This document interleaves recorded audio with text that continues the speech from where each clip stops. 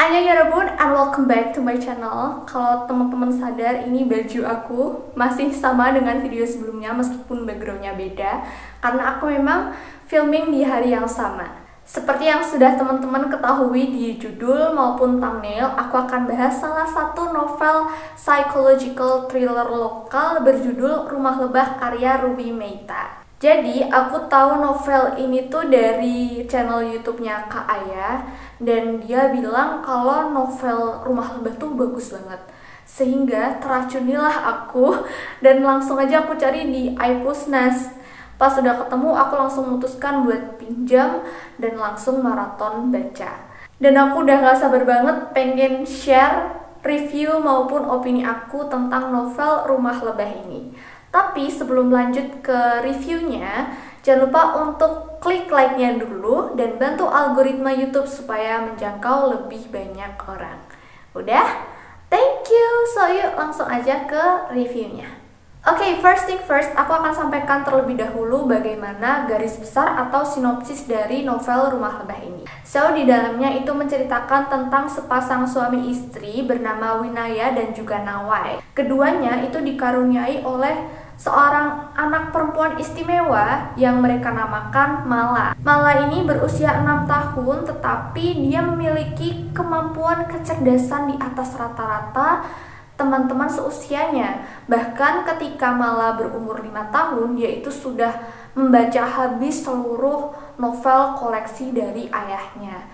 Bahkan si Mala ini juga sangat gemar untuk membaca dan mengkoleksi ensiklopedia. Tetapi di samping kecerdasannya yang di atas rata-rata itu, Mala ini sering membicarakan 6 orang asing yang menghuni rumahnya. Di antaranya ada yang bernama Willis, Tante Ana, kemudian Abuela, Satira, dan juga si kembar. Tetapi ke-6 orang asing yang sering disinggung oleh Mala tidak bisa dilihat oleh kedua orang tuanya maupun orang lain. Sehingga ini jatuhnya kayak teman khayalan gitu ya. Akan tetapi apakah benar ke-6 orang itu adalah teman khayalan Mala?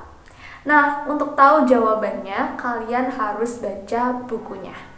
Oke, langsung aja kita move on ke poin-poin reviewnya. Jadi yang pertama, aku akan bilang kalau ceritanya super bagus dan gokil banget.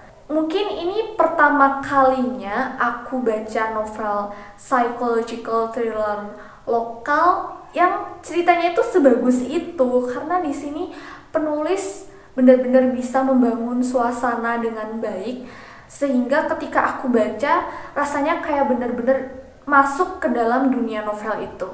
Sebenarnya pada 100 halaman pertama dari novel Rumah Lebah ini belum menginjak konflik dan baru ada tanda-tanda ketegangan gitu pada halaman 150-an kalau nggak salah.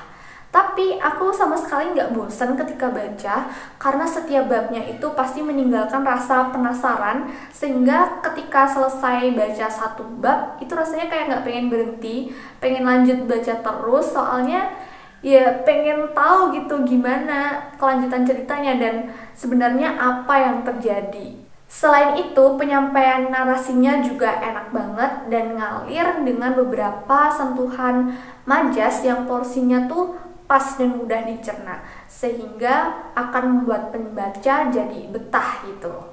Dan BTW, aku menyelesaikan novel ini sekitar 1 hari lebih sedikit.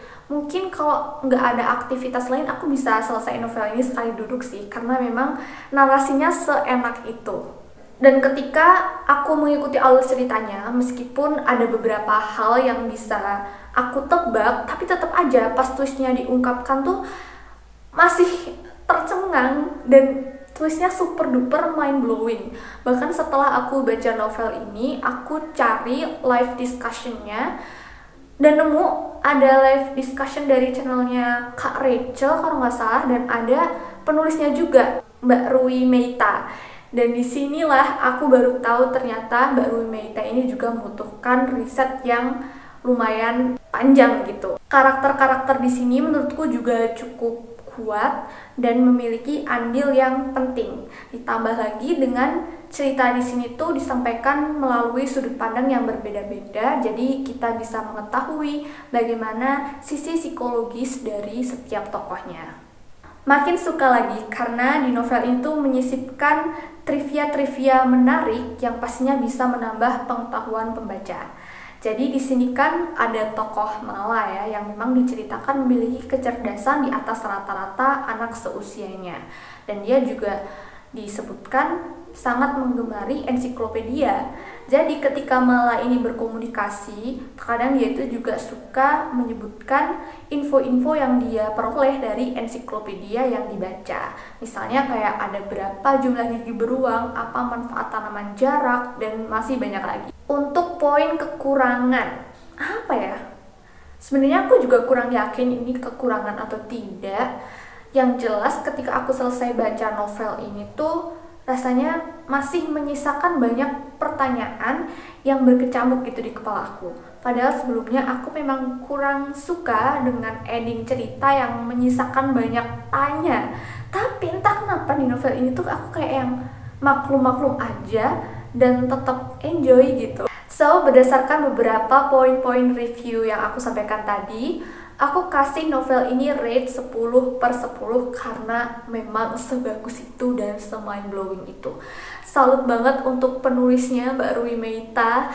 Please banget aku pengen ini novel ada kelanjutannya karena aku masih pengen tahu bagaimana kisah dari keluarga Winaya, Nawai, dan juga Mala. Untuk teman-teman yang udah baca, gimana kesan kalian?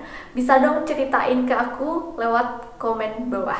And I think that's all for today's video. I hope you guys enjoy it. And if you guys like this video, please give me a thumbs up, subscribe if you haven't already. Also ring the bell, share this video, and if you have any requests, please comment down below. And I'll see you guys on next video. Annyeong!